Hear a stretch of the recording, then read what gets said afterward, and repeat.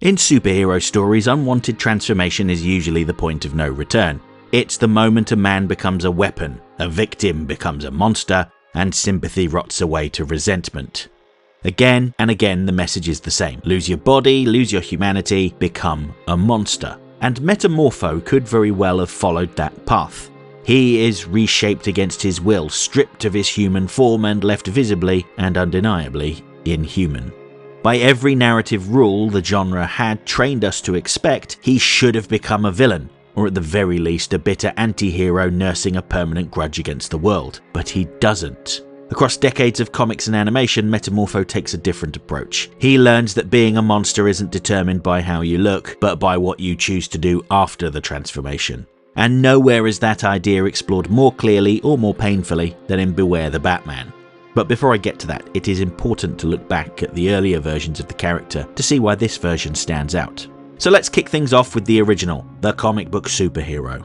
Metamorpho made his first appearance in The Brave and the Bold number 57, published in 1965. He was Rex Mason, a globe-trotting adventurer, a mercenary archaeologist whose moral compass pointed wherever the money was. He was renowned for his ability to track down artifacts, face danger head-on, and manage to keep one step ahead of the consequences. Hired by industrialist Simon Stagg to steal the ancient Orb of Ra, Mason was betrayed inside of an Egyptian temple and exposed to the orb's strange energy, a fusion of radioactive science and ancient mysticism. Mason had been secretly dating Stagg's daughter Sapphire, and when Stagg found out, he tried to have him killed by his lumbering caveman henchman Java, who exposed him to the radiation of the Orb of Ra and left him for dead. And yeah, I know there's a lot going on there, but it was the 1960s.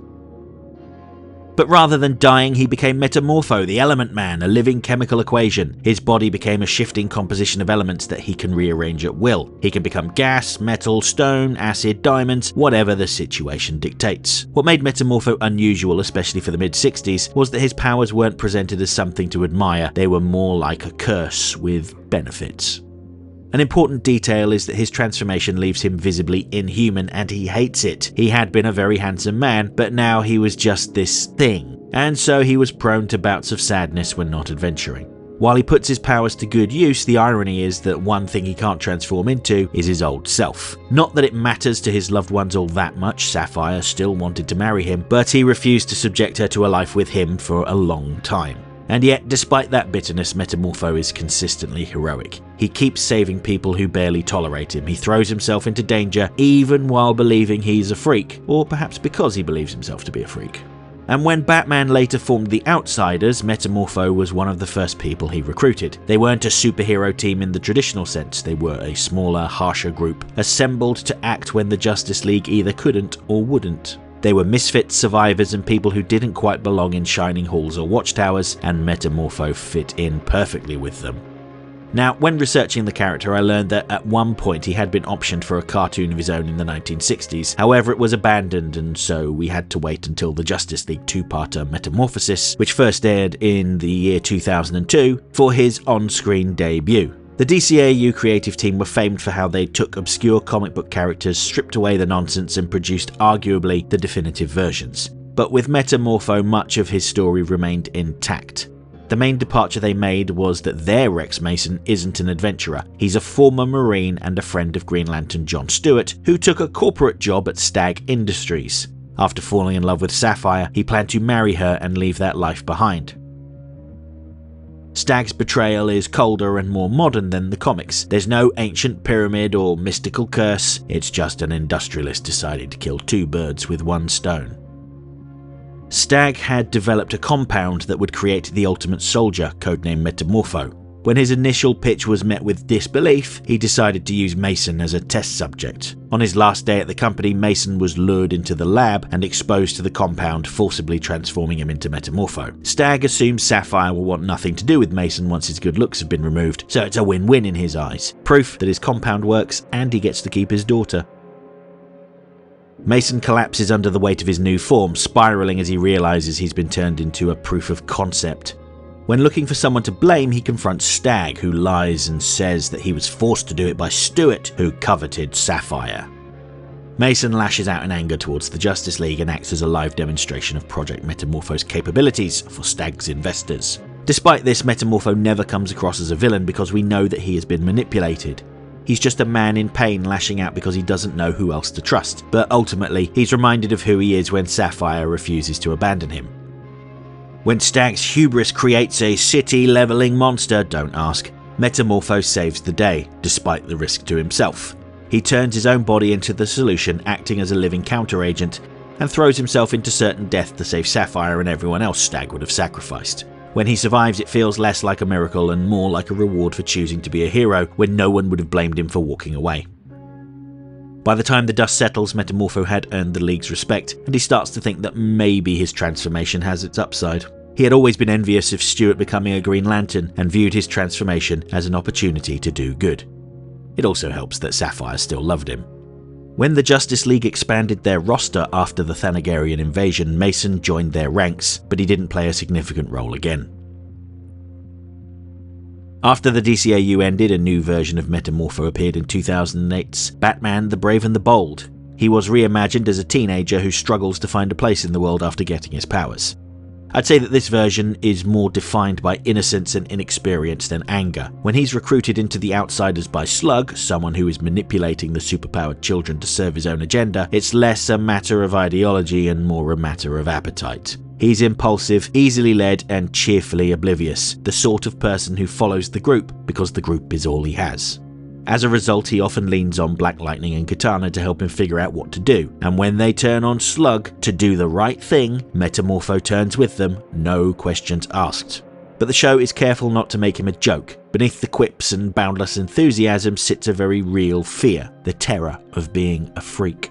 That anxiety finally surfaces when Psycho Pirate captures the Outsiders and feeds on their buried rage. Metamorphose is the strongest, a well of self-loathing so potent it nearly powers the villain's victory, until Batman and the others talk him back from the edge. Even so, this version never loses its sense of fun. He's strange, loyal, endlessly hungry, and good-hearted to his core.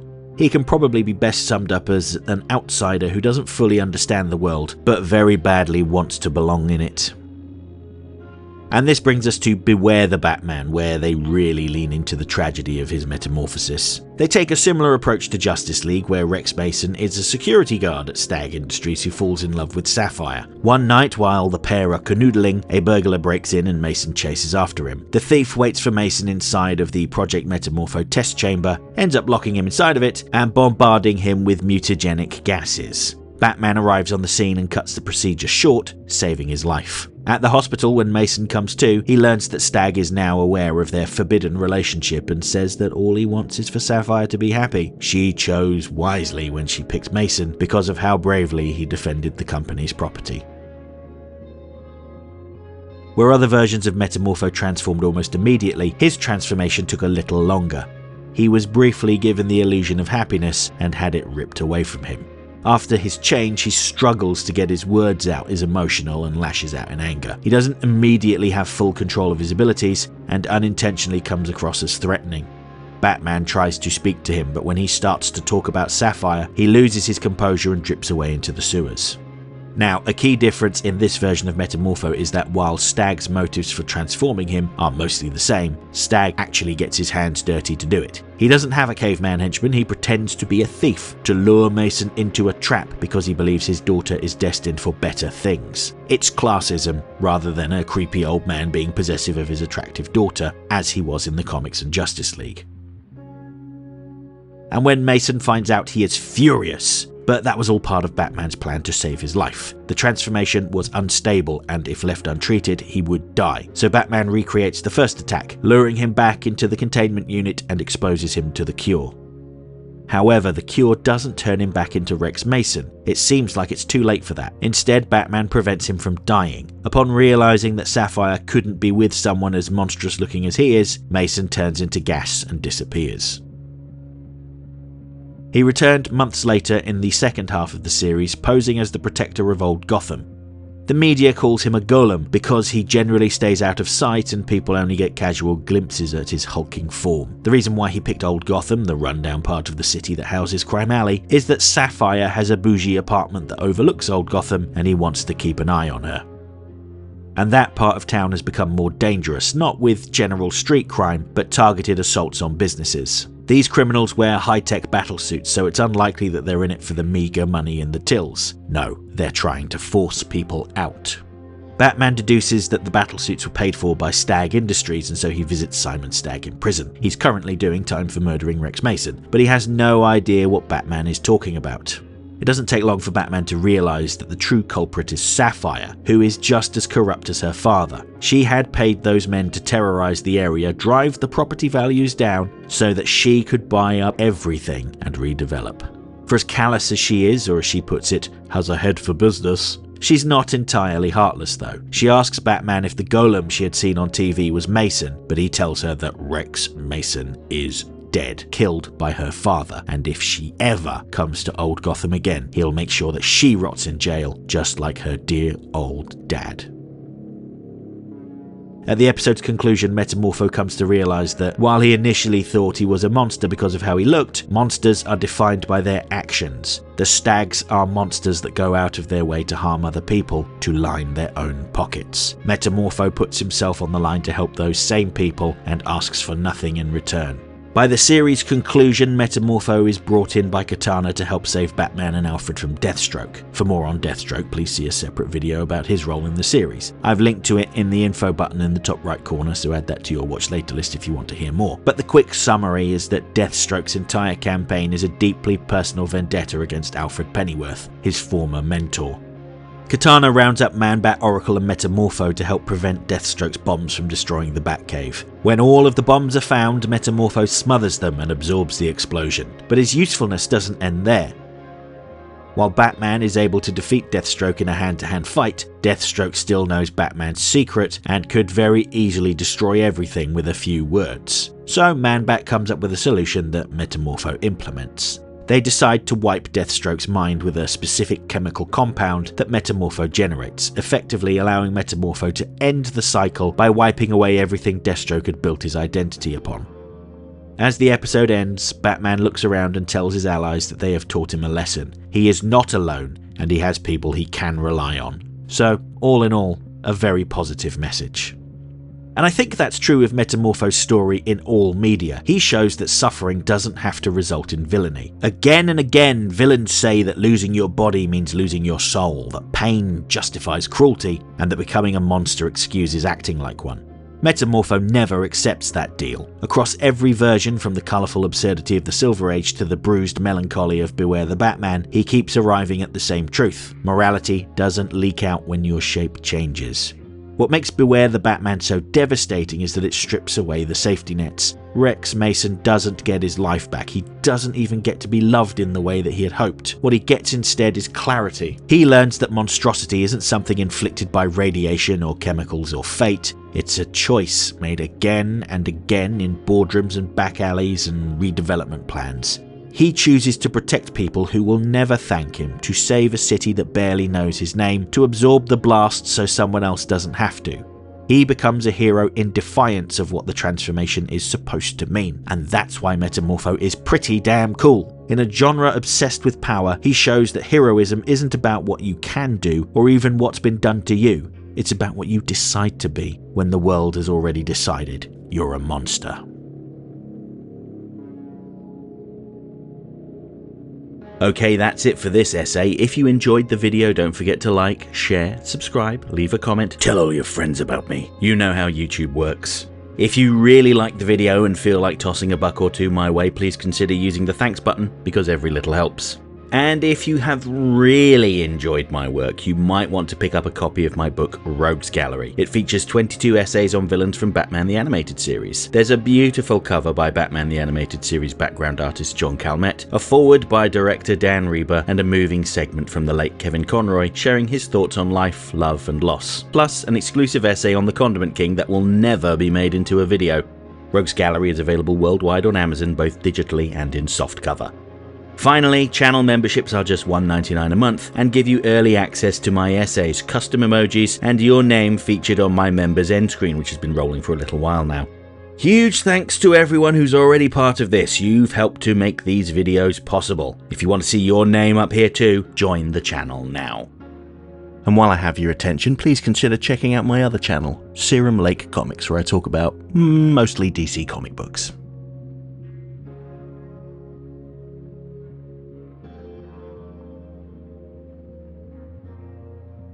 next time. On Friday, I'm talking about an early episode of Batman the Animated Series that took a generic plant-themed supervillain from the comics and reimagined her as a righteous eco-warrior out to avenge a damaged ecosystem. Yes, it's time to talk about Pretty Poison. And next Monday, given that it's been a while since I talked about Batman Caped Crusader and ahead of the second season coming out this year, God willing, I want to talk about the episode And Be a Villain and why I think it's exceptional. Hope to see you then.